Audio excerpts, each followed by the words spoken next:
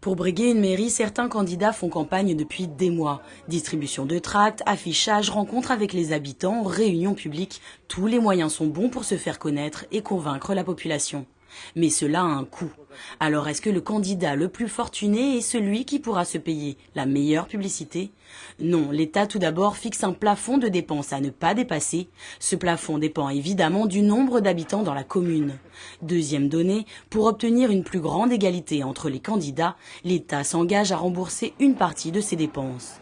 Tout d'abord, les frais de campagne officiels, c'est-à-dire les dépenses liées à l'achat, à l'impression des professions de foi des candidats, des bulletins de vote et des affiches apposées devant les bureaux.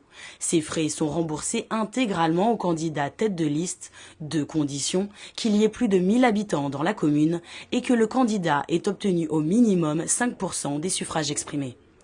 Un barème définit le nombre d'affiches et bulletins autorisés selon le nombre d'habitants de la commune, mais aussi le type de papier ou encore les formats légaux. Pour faire campagne, les candidats ne se limitent évidemment pas à ces seules dépenses. L'organisation d'un meeting, les déplacements du candidat dans le cadre de sa campagne ou encore la création d'un site internet, autant de frais supplémentaires, là encore bien encadrés. Le contrôle de ces dépenses est confié à la Commission nationale des comptes de campagne et des financements politiques. Pour faciliter ce contrôle, le candidat déclare en préfecture, avant le début de la campagne, un mandataire financier, c'est-à-dire une personne physique ou une association. Ce mandataire doit ouvrir un compte bancaire unique par lequel transiteront toutes les dépenses et les recettes de campagne. Cela n'est valable que pour les communes de plus de 9000 habitants.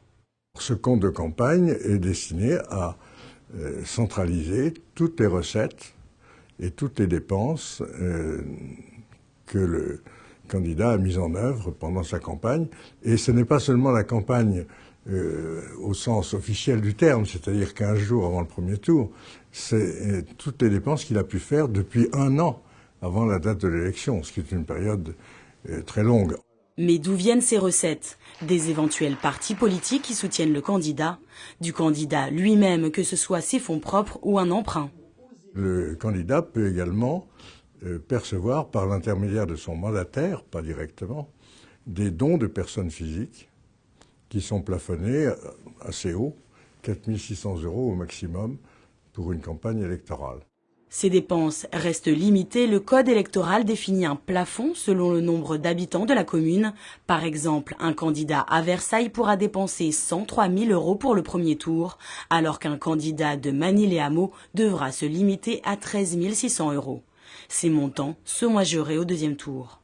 Comme pour les frais officiels, les bulletins ou les affiches, ces dépenses sont remboursées par l'État aux candidats ayant enregistré plus de 5% des suffrages exprimés. Mais cette fois, le remboursement n'est pas toujours total. Il atteint au maximum 47,5% du plafond.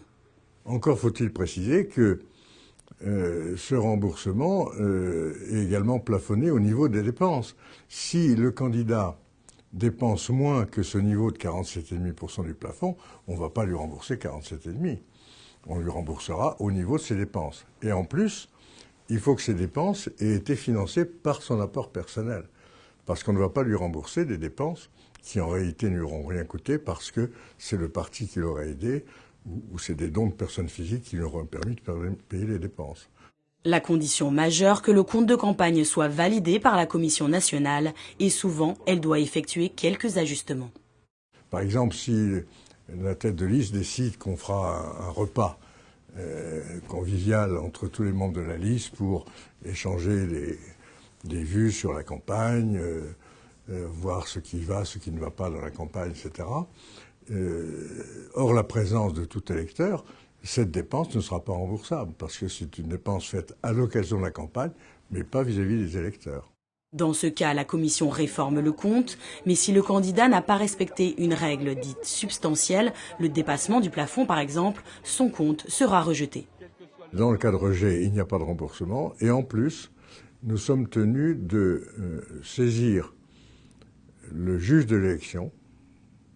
Au cas particulier, c'est le tribunal administratif qui est le juge de l'élection dans le cas des élections municipales, de nos décisions de rejet.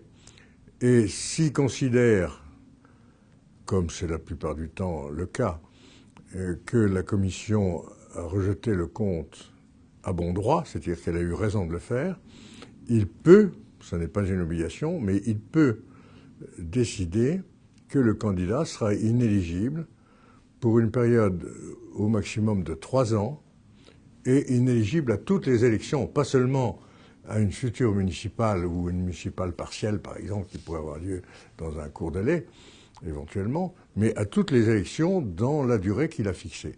Dans tous les cas, les candidats doivent déposer leur compte de campagne au plus tard 2 mois et demi après le premier tour de l'élection. Ces comptes seront ensuite publiés au journal officiel. Ils sont accessibles à tous les citoyens sur simple demande. À voter.